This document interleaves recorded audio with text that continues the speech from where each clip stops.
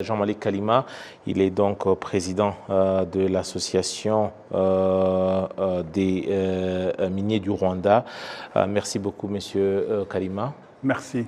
Voilà, déjà, revenons sur cette semaine. Vous qui êtes dans le secteur depuis maintenant plusieurs années, pourquoi c'est si important d'avoir une telle activité pour votre secteur? Merci beaucoup pour l'opportunité que vous venez de m'offrir pour pouvoir aussi parler de notre profession. Normalement, au niveau international, nous avons la date du 4 décembre qui est une date que nous commémorons l'activité de minier au niveau mondial. Maintenant, au Rwanda, le secteur privé avait, en collaboration avec notre office, Rwanda Mining Board, on a pris l'initiative de pouvoir en faire toute une semaine d'activité qui pourra permettre à nos gens, parce qu'on s'est rendu compte que le secteur minier est un peu méconnu au Rwanda, et même au niveau de l'international, où la plupart des gens croient qu'il n'y a pas assez de minerais au Rwanda. Nous voudrions maintenant, au courant de cette semaine, ça fera au moins 4 éditions. Ça fait 4 ans qu'on essaie de faire chaque année, lors de du moins de notre journée internationale. On essaie de prendre un temps pour pouvoir montrer aux gens, parce qu'on en a déjà invité plusieurs personnes qui sont venues de l'étranger. Nous avons plusieurs activités, on visite, il y a des colloques au niveau de l'université, là où nous avons une faculté de mines et géologie. Nous avons aussi certaines présentations au niveau de la IPRC.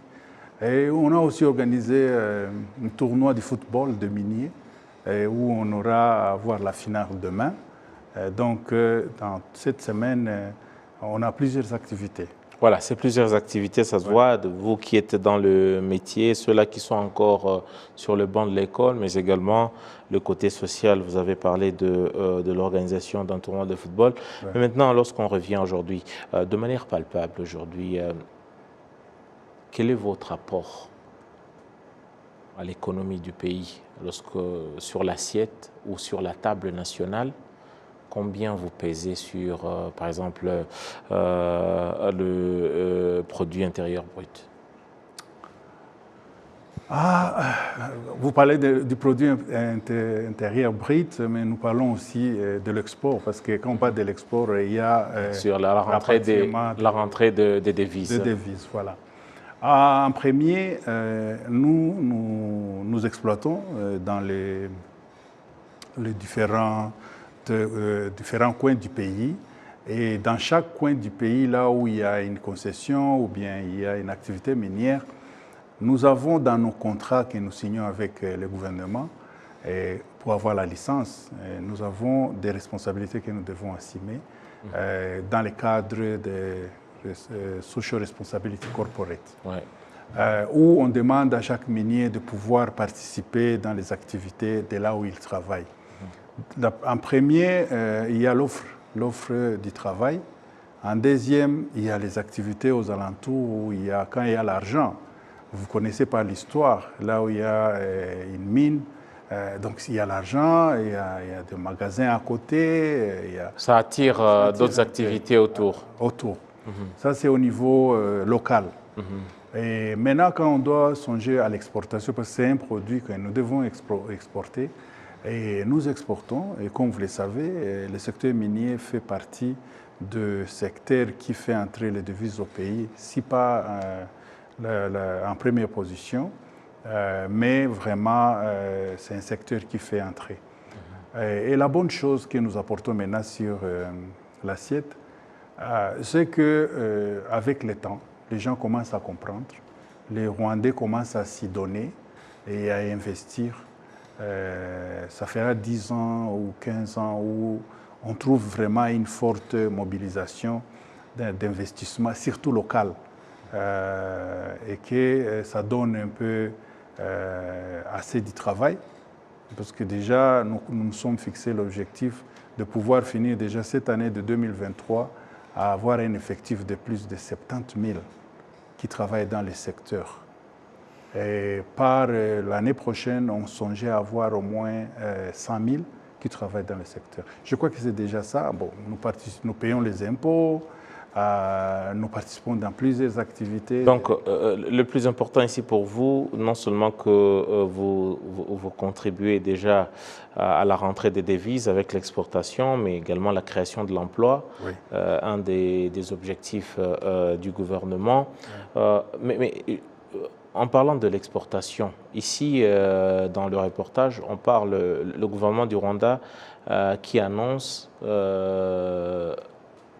vouloir renforcer donc le secteur minier pour apporter de la valeur ajoutée à votre production. Est-ce qu'aujourd'hui, ça reste un handicap pour vous, pour ce qui est de l'exportation de vos produits, à une étape peut-être inférieure?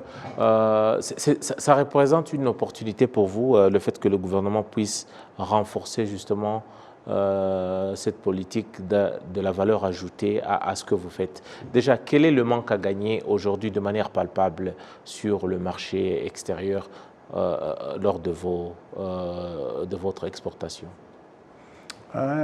C'est un peu complexe. Bon, par l'histoire, l'Africain, nous produisons nos minéraux et nous les envoyons ailleurs, presque à l'état brut. Là où, dans les contenus du minerai, là on s'est dit c'est soit la cassitérite, mais on ne parle pas des dérivés.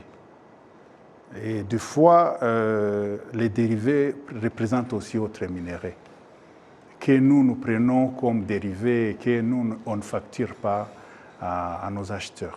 Et ça date depuis. Maintenant, on s'est posé la question, et c'est ça l'un des objectifs et d'encouragement de notre gouvernement qui nous dit, écoute, pourquoi perdre et en plus exporter des quantités qui vous coûtent cher? Parce que quand on exporte, c'est en kilos. Mais en valeur, des fois, vous pouvez exporter 100 kilos où il y a seulement un certain pourcentage qui est à moins de 10%. Alors, nous sommes en train de voir comment est-ce qu'on peut ajouter la valeur de nos produits avant l'exportation. C'est déjà en cours. Ça demande aussi un investissement conséquent. Ah, il faudrait être réaliste aussi. Ah oui, ça demande vraiment un investissement. Et ça demande, l'investissement, c'est à l'amont et à l'aval. Parce qu'il faut avoir une forte production pour pouvoir faire tourner. Bon, il y a plusieurs choses qui interviennent. Il y a les infrastructures. Déjà, les Rwandais ont fourni l'effort pour pouvoir avoir l'électricité.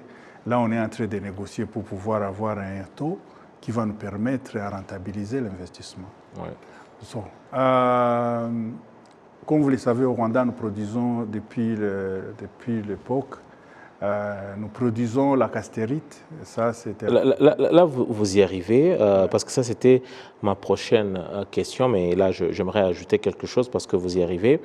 Vous êtes dans le secteur minier depuis presque une vingtaine d'années, Monsieur Malik. Lorsque, par exemple, on dit que le Rwanda ne produit rien en termes de minerais, ça, c'est un langage qu'on entend dans la région. C'est un langage qu'on entend aussi chez certaines personnes à l'international, que le Rwanda n'a rien dans son sous-sol. Ça, c'est ce qu'on dit. Vous qui êtes dans le métier, dans le secteur minier, quand on dit le Rwanda n'a rien dans son sous-sol, vous vous sentez comment? On se sent un peu, du moins, c'est comme si on s'est moqué de nous. C'est une injure à votre personne, oui, à votre carrière? Oui, parce que, bon, écoute, moi, on est dans un secteur qui n'est pas né hier. Hein. C'est un secteur qui est né avant les années 1930. On sait bien qu'il y avait eu des sociétés. Et quand on parlait de l'exploitation minière de l'époque, et qui était la plupart faite par nos colons, là, on ne dit rien. Mais depuis que nous avons commencé, nous sommes engagés et c'est là où je loue les efforts du gouvernement rwandais parce que le gouvernement rwandais est parmi les rares pays qui a pu libéraliser le secteur minier. Parce qu'ailleurs, par l'histoire, vous allez suivre, même actuellement dans certains pays, la plupart des sociétés minières sont prises par les internationaux, les étrangers. Maintenant, les Rwandais, depuis, je crois, 2005, ils ont libéralisé. La loi a libéralisé le secteur. Le secteur. Alors, vous qui êtes président de l'association, qu'est-ce que l'association, qu'est-ce que le Rwanda, par exemple, produit principalement? Quels sont les produits aujourd'hui principalement qui sont dans le sous-sol rwandais et que vous rentabilisez? Très bien, vous avez dit rentabiliser, c'est une bonne chose parce que je me demandais comment répondre parce qu'on ne sait pas ce que nous avons dans les sous-sols. Hein. Voilà, ce que vous rentabilisez? Oui, ce que nous rentabilisons depuis longtemps, là, on a commencé par la castérite et que les colons ont exploité depuis des années. Nous avons, par après, on a su que c'était selon les besoins du marché. Et puis par après, il y a eu le coltan qui est venu, qui était avant un des dérivés de la castérite. Et puis par après, il y a eu aussi le tungstène, qui est le wolframite, qu'on a beaucoup trouvé au Rwanda, surtout avec une bonne ténère. Un produit que vous connaissez personnellement bien parce que oui, parce que c'est votre domaine de prédilection. De prédilection. Il y a aussi l'or. L'or, comme vous le savez, je ne sais pas, vous étiez encore trop jeune, on parlait de l'or, quand on parlait du commerce de l'or, celui qui le faisait, sans être dans les circuits des colons, on le prenait pour un criminel. Mais aujourd'hui, l'or est libéralisé. Si vous avez votre or, vous vendez à tout passant. Il y a des facilités qui sont données. Alors, dans le Rwanda, nous avons la castérite, nous avons le tungstène, nous avons le coltan, qu'on appelle communément les 3T, et il y a l'or. Mais entre-temps, avec le temps, nous commençons à avoir d'autres produits. On a parlé par exemple de lithium, qui est un produit prisé en ce moment. Voilà. Le lithium a toujours existé, mais nous, on ne connaissait pas sa valeur. Vous en avez, vous exploitez ça au Rwanda, c'est ça, vous confirmez? Il y en a au Rwanda, oui. On confirme, parce qu'il y a eu certaines exportations qui ont été déjà faites. Ça fait plus de 2-3 ans qu'on a su que ces produits étaient recherchés sur le marché. Et le Rwanda fait partie des pays qui a prouvé. Mais nous avons aussi une chose, c'est qu'au Rwanda, quand on s'engage, on le fait. Pour terminer, la traçabilité, la question de la traçabilité. Des organisations internationales des droits de l'homme ont toujours parlé de certains produits qui ne sont pas vérifiés, dont les origines sont douteuses. Aujourd'hui, les produits made in Rwanda dans le secteur minier, la traçabilité, vous êtes en adéquation avec les normes internationales? Oui, nous avons été en première position pour vous montrer combien de fois on était engagés. Quand on a exigé cette traçabilité, depuis 2012, nous avons été en premier, où le secteur même privé a pris les devants parce qu'il y avait pas, c'était à mi-budget et nous avons même contribué comme secteur à avoir des agents qui vont faire cette traçabilité. Nous sommes bien, nous faisons une bonne traçabilité jusqu'à présent. Les produits exportés du Rwanda sont tous bien tracés et ils sont bien libellés. En tout cas, merci beaucoup Malik Kalima. Je rappelle que vous êtes président donc, de l'association des miniers au Rwanda. Merci beaucoup pour ces précisions. Merci pour l'opportunité. Voilà.